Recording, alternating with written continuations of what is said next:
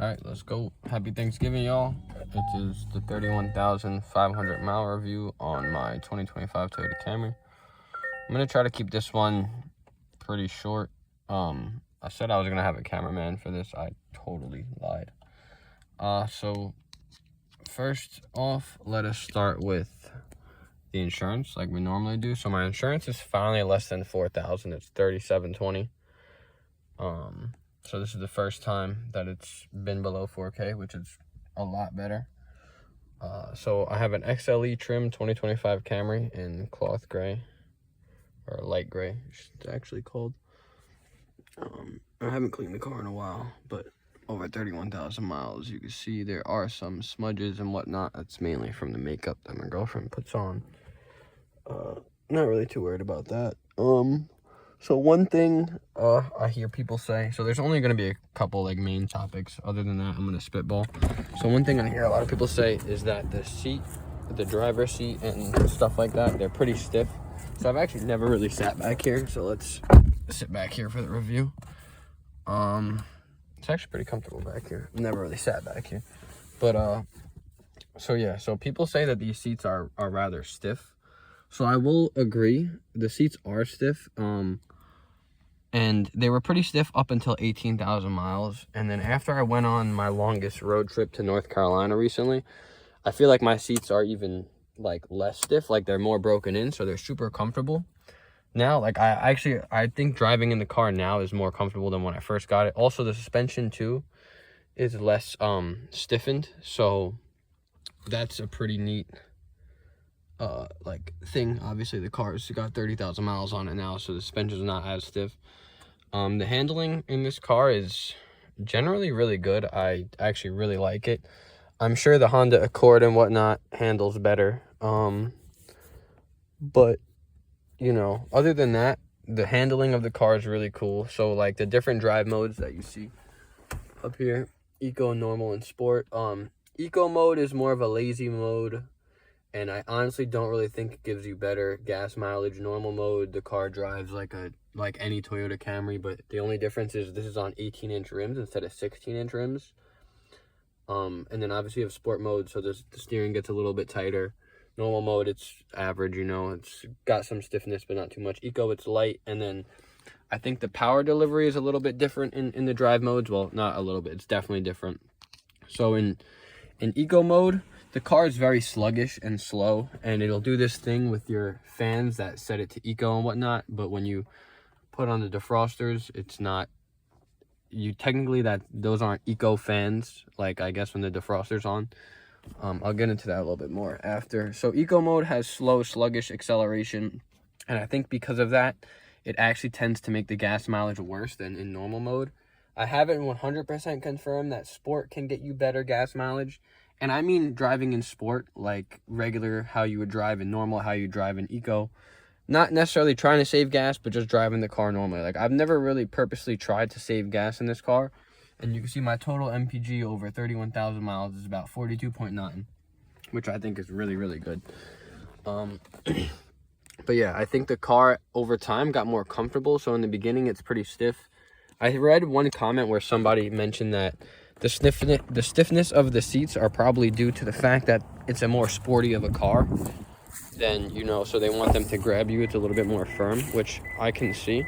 So one thing I'm not a huge fan of is the 18-inch rims. So they look very nice, don't get me wrong, but just low profile tires, and low profile tires to me aren't the best for, you know, a comfortable ride. Well, obviously they're just not. It's just how it is, just physics.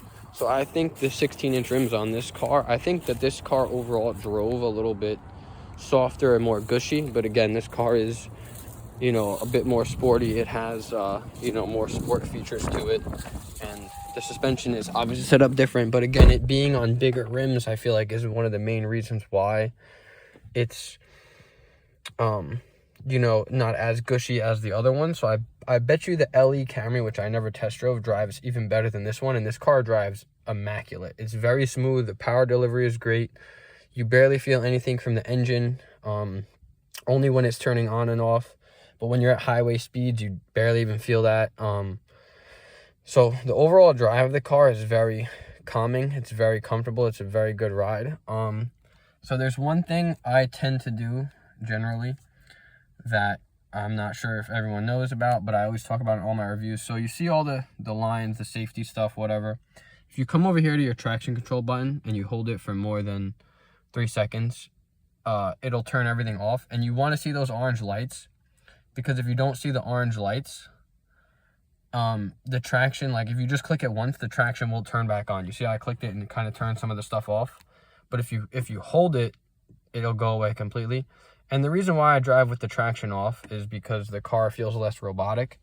And then some people will say like, oh, why don't you turn off those controls in the settings? Because I bought the car and I spent money for those controls. So if I want to use them, all I gotta do is click a button.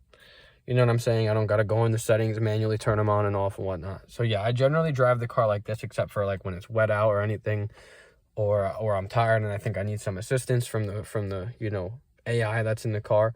But with that stuff on, the car feels very robotic. But other than that, like I said, the drive is really comfortable. Would I recommend you buying an XLE or an XSE or an SE? Absolutely not. The SE maybe, because it's not, you know, too expensive, but you're basically getting a bottom trim Camry with just bigger rims and for a quote-unquote more sporty suspension, but I highly doubt it's really any different. Maybe it is. I haven't test drove one, so I can't say for certain, and I don't know how they're built underneath, you know, if there's any nuances or differences between the XSE and XLE. They say there is. They say it's tuned slightly differently.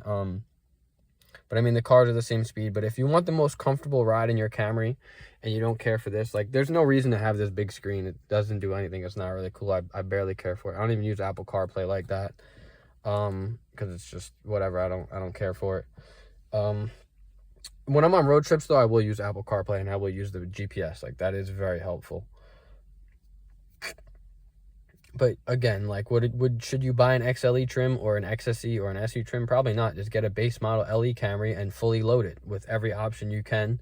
You won't have leather seats, but honestly, I'm not even a huge fan of leather seats. But I will say, I'm a kind of a liar, because you get cloth seats, and I don't think in any car you can ever get cloth seats with cooled seats, maybe heated seats or ventilated, whatever you want to call them. But to me, that is my favorite feature in the summer, in the winter, no matter what, because I'm always dashing, so I'm always sitting in the same spot. So I like to throw on the ventilated seats, and that cools me down and just makes it a more comfortable ride. So that's like one of my favorite features of the car. Now, the car also has a manual shift mode, which I actually genuinely enjoy driving in the manual shift mode, because the car operates differently. It feels like there's a ton of torque. That's the only way to describe it. It moves when you step on the gas. You can shift it or whatever, and then as you downshift, the engine braking is pretty substantial. So it's fun. It's like a different kind of drive, you know, and it changes it up a little bit. The car is still really slow, 0 to 60 very slow. But again, the car handles really well. So like when I'm on these bendy roads and whatnot, I do have fun in the car. The car handles very well. One thing I will say, though, is from the factory, I got Bridgestone Terrans tires, EL440. Yo, I do not like these tires. I feel like they're already going bad on me, and they're only at 31,000 miles. Like the tread life is getting low. And they make a lot of road noise, I feel like. Maybe I've never really bought tires and new tires, but I'm definitely going to try to get, you know, a different brand of tires. I don't really like Bridgestone, I think, after driving with these for 30,000 miles. So I just wanted to mention that. Again, one thing I see a lot of people complain about is this. I love this. This is like my favorite thing. Like the XLE comes with this. I don't know if the XSE does. It might. I don't think so, though. I think this is for the XLE, and I think the XSE might have a different, maybe leather. I could be completely wrong. It could be lying to you. It could be just like this. But would I buy an XLE Camry? No. I only bought it because that one's XLE. I'm 23 years old. My insurance is insane. And one last thing before I end the video. So a new thing I've been doing, and I just started doing this literally the other night. If you come to your settings and you go to vehicle customize, I believe, and you go to climate. No, I'm lying to you. Where the heck is it? See, now I don't even know. Maybe in general. I think it's in, no, it's still not in general. Damn.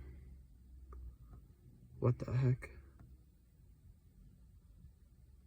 Is it in vehicle customize? I guess it's not. Damn, I'm fucking up the video right now. Alright, well basically, oh, right here, I think it is. Yeah, so whatever I just clicked,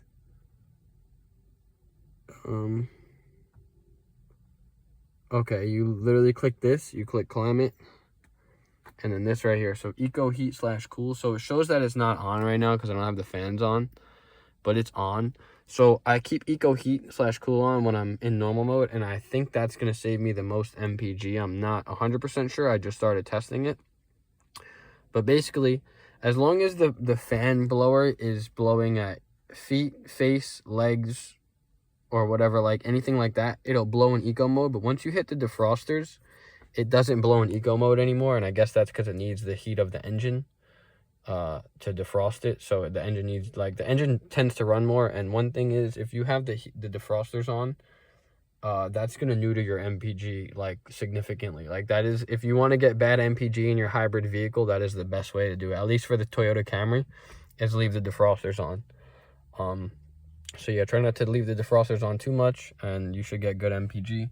Like I said, 42.9 over 31,000 miles, and I never tried to get good MPG. One testament to say how well this car handles is on my way to North Carolina. I pretty much was doing basically bare minimum, like 100 miles an hour the entire way. Car didn't even break a sweat. You don't even know you're driving 100. Like, it literally is just so smooth. It's the road. Once you get to nice areas of the roads, yo, the car just glides. It feels so good. Another thing too is I've done a ton of oil changes. I changed the differential oils, the front and back. I changed the engine, obviously, oil a ton of times, and then the ECVT oil, which I'm probably going to do another oil change at 45,000 or 60,000 on the ECVT. Probably more likely 60,000. Definitely before the summer ends, though, I'm going to definitely get another ECVT oil change in. Anyway, that was my review of the 2025 Toyota Camry at 31,000 miles. Overall, I enjoy the car more. I think the car has grown on me since buying it. I regret it less after buying it. As my insurance comes down, I enjoy the car more. And I'm just starting to really, you know, have fun with the car as far as drive it a little more recklessly. Because not like recklessly, but like, you know, step on the gas, accelerate, fool around with the sport mode a little bit more, fool around with the shifting.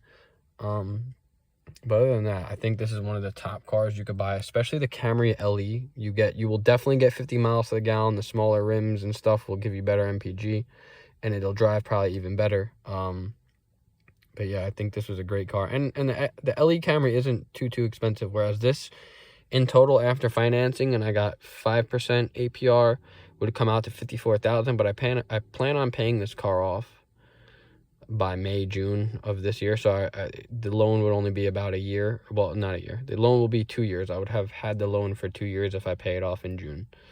And that's my goal. So instead of paying it off in 5 years, I'm going to try to pay it off in 2. But yeah, happy Thanksgiving, y'all. Hope you guys enjoy.